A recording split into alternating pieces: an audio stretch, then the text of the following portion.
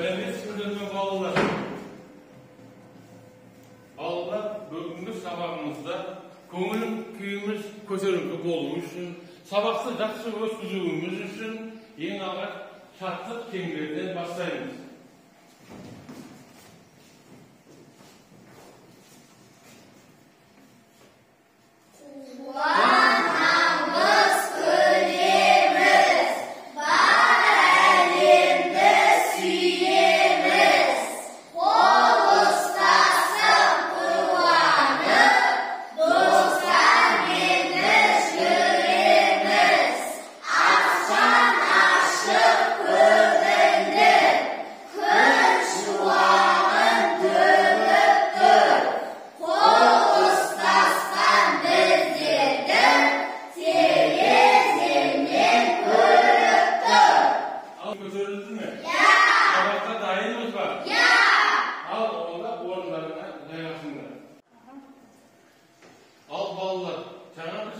Şenglerinde tabiat turalı bir iki kata söylüyordu ayetimi kan son kaytalar söyleniyor ki.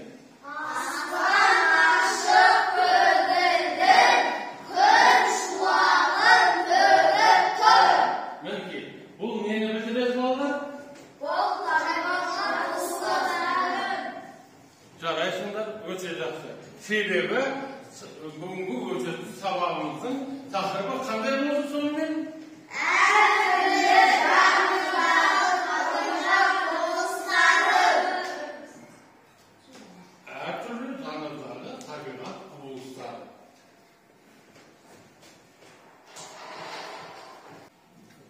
Sonunun bugünkü ötesi sabahımızın tahribı her türlü tanrıları tabiat uluslarının görünüşü.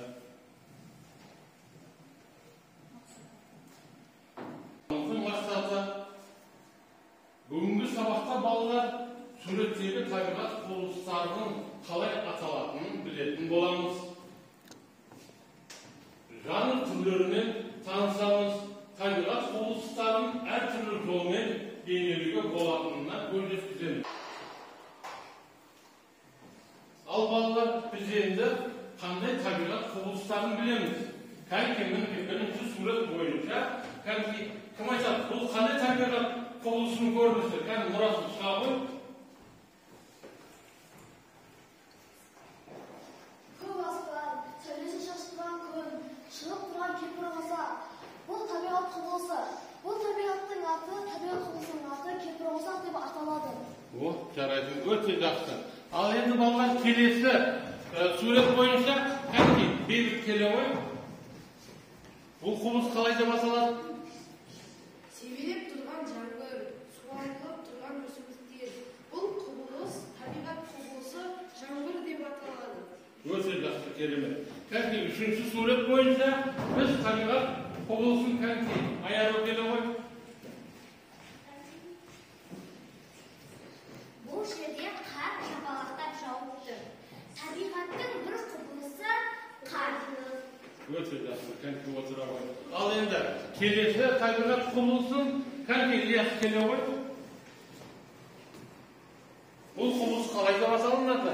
Bu құбылыс найзағай деп аталады. Найзағайдың жарқырауы, күннің күркіреуі. Бұл табиғат құбылысы найзағай деп аталады. Öte yaxşı kanki ornuna oturavoy.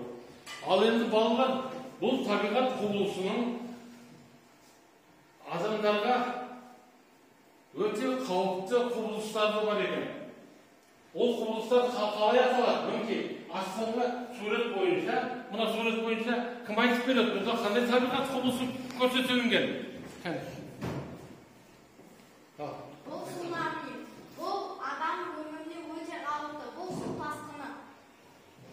Öte yaxşı oturavoy. Tsunami. Al endi kelesi suret boyunca tabiat görünüşün kan aylana kelevoy. Bu qalay ataladi? Бұл табиғат құбылысы қаңқара деп аталады. Бұл адамдарға қауіп келтіреді. Yeterler de kıyın. Öte yaxşı kan oturavoy. Al endi kelesi so'nggi suretimiz qalay ataladi kanki kelevoy.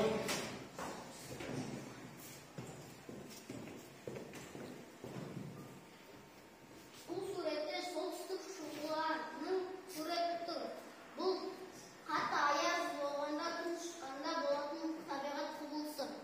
Өте жақсы, отыра қой. Жарайсыңдар балалар. Біз енді әртүрлі табиғат құбылыстарының бар екенін және солардың суреттерін анықтап біліп алдық. Ал енді балалар, мынау сендердің салған суреттерінде үй тапсырмасына жол жасаймыз. Ал енді балалар, біз түрлі табиғат құбылыстарын еске түсірдік. Енді біз соны бейне таспадан көріп бірге тамашалайық.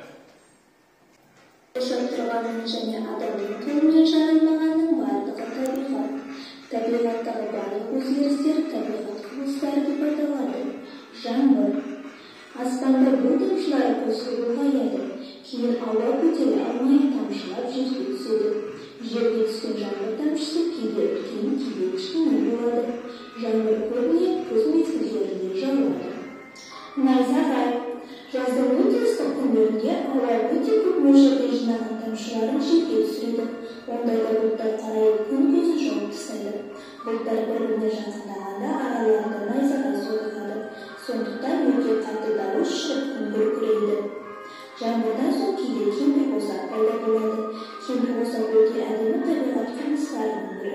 Ол әртүрлі жеті түстен құралған қызыл, сары, жасыл, көк, қою көк және күлгін түстерден құралған деп аталады. Өте үлкен қара бұлттардан жерге айналған жел түседі. Ол барлық ағаш, тағы шығып кетеді. Одан қорғану қажет. Ал енді балалар, біз түрлі табиғат құбылыстарымен таныстық. Олардың түрлерін суреттерден қандай жанр түрлерін білеміз. Осы жанрларды анықтап айтатын боламыз. Пейзаж дегеніміз не? Пейзаж жанры дегеніміз. Кәнде қарағат айтады? Пейзаж табиғат көрінісі бейнеленген көркем туынды. Отыра ғой. Ал портрет жанрын кәнде Ильяс айтады? Портрет адамның тұлғаның келбетін бейнеленген көркем туынды. Дұрыс. Ал енді натюрморт деген не? Натюрморт деген жақсы заттар ойындар бейнеленген көркем туынды. Мінекей балалар, өте жақсы. Біз бейнелеу өнерінің жанрларын толық білетін екенбіз. Ал енді біз топтық жұмыс жасаймыз. Осы ұлы суретшілердің салған суреттеріндегі жанрларды анықтауымыз қажет. Ол үшін берілген тақсадағы суретшілердің суреттеріне қойылған сұрақтарға сендер жауап бересіңдер. Сұңқарлар тобы, тұлпарлар тобы.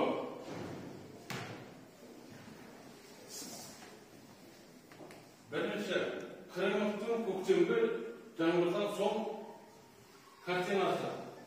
Суреттегі табиғат құбылысы қалай аталады? Ол қандай мезгілге тән?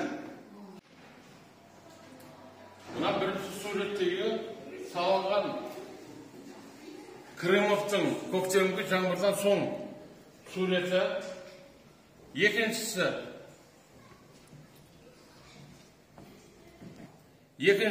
Қожықовтың егін орағында деген суреті.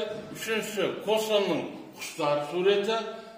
Төртіншісі, Сарянның Еревандағы күз айы деген картинасына сендер жауап бересіңдер. Кітаптарыңды ашыңдар, кітаптағы барлық сұраққа жауап бересіңдер. Сұңқарлар тобы және тұлпарлар тобы. Ал қан жұмысты бастайық, топтық жұмысты. Аяқтады. Кәнки бейбіт келе ғой.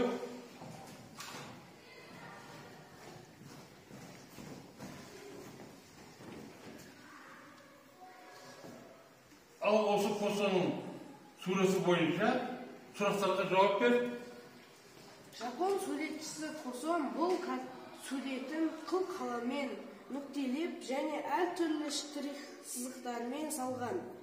Суретші бұл бұлтты күнді бейнелеген. Бұлтты туындыны анималистік жанрға жатқызуға болады. Жарайсың, өте жақсы. Күз айы. taqrimdan salıngan suretler boyunca al endi balalar Şunqarlar тобынан kanki al balalar Şunqarlar тобының оқушылары бұл сұраққа өте жақсы дайындалған, жақсы жауап берді. Ал енді Şunqarlar тобының оқушылары, сіздер дайынсыздар ма? Al kanki шыға қойыңыздар.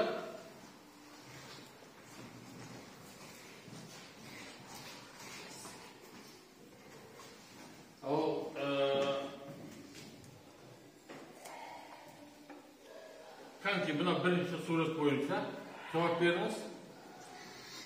Suretdегі табиғат құбылысы кемпірқосақ деп аталады. Бұл көктем мезгіліне тән. Кемпірқосақ бұл аспанның бір жағында тұрылған бұлттан жаңбыр жауып, қарсы жағынан күн шығып тұрған кезде пайда болады. Жеті түстен тұратын жақсы сәуле. Ол доғал болып келеді. Сыртқы жолағы әдетте қызыл болады. Ең соңында көк және күлгін түсте көрінеді. Мен кемпірқосақты көргенмін. Бұл пейзаж жанрына жатады. Ал жарайсың, өте жақсы жауап берді. Ал енді Алена келе ғой.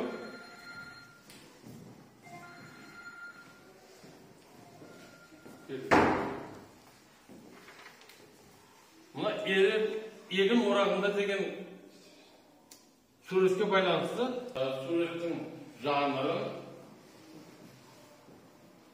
қандай жанрларды біріктіріп салғандығы туралы өте дұрыс жауап берді. Жарайсыңдар, өте жақсы бүгінгі сабақта. Ал қазір балалар топтық жұмыс жасаймыз. Бірінші және екінші топ. Композиция жасау үшін қандай тәсілді таңдайтыныңды ойлан. Саған сурет салуға аралас тәсілмен бейнелеуге болады. Композицияны farklı кеңдер, көлденең және тігінен орналастыруға болады. Оқушылар, жұмысты ұқыпты орындау керек. Тақырыптан ауытқымаймыз, қауіпсіздік ережесін сақтаймыз. Отырған орнымызды таза ұстаймыз, бір-бірімізге кедергі келтірмейміз. Гуашьпен, түрлі түсті қылқалармен, түрлі түсті қағазбен қиып жұмыс жасауға болады. Ал қайны кірісейік жұмысқа. Ал қайны балалар асықпай.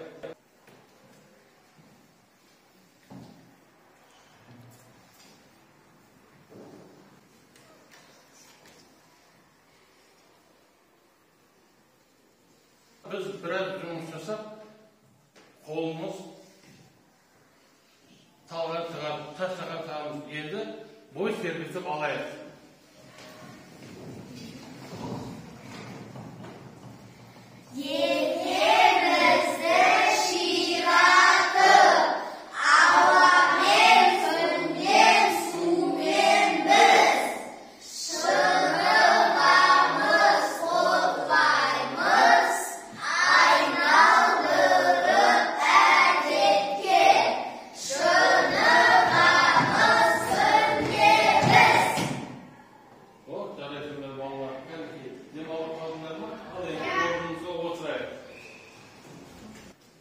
Оқушылар, сабағымыз аяқталып келеді. Бұл көктем айында болатын кемпірқосақ құбылысы. Бұл құбылыс көктем айында болады. Көктем маған өте ұнайды. Бұл қандай жанрға жасады? Бұл пейзаж. Пейзаж жанрына жасады. Алена, сіз айта қойыңыз. Бұл жағдайы ашық күн, адамдар таза ауада демалып жүр. Бұл қандай жанрға жасады? Пейзаж жанрына жатады. Пейзаж және тұрмыстық жанрға жатқызуға болады.